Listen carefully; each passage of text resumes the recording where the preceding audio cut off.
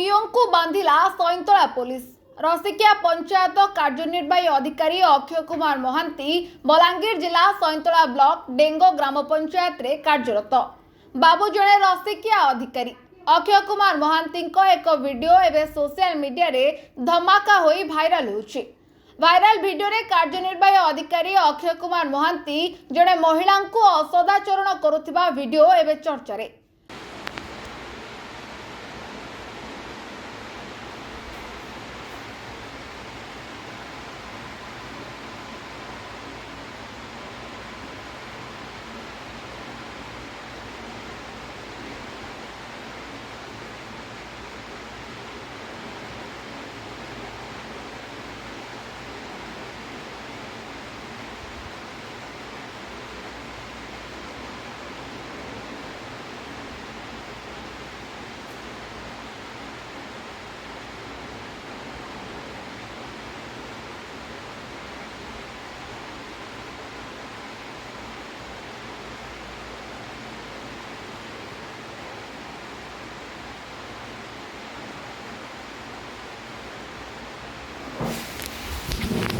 पर संपृक्त महिला एवं सरपंच इतिश्री साहू सैंतला पुलिस को अभियोग करथिले।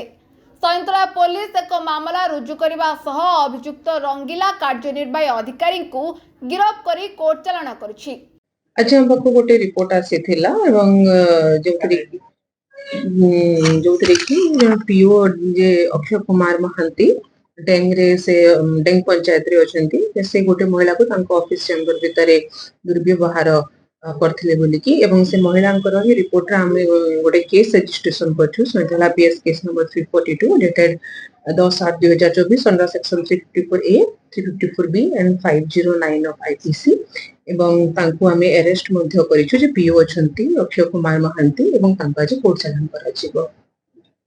तेबे बाबू जनक पूर्वरु ऑफिस रे मद पिउथिबा वीडियो भाइराल होइतिबा बेले एबे असदाचरण करुथिबा घटना सामना को आसीथिबा आलोचना होउछि।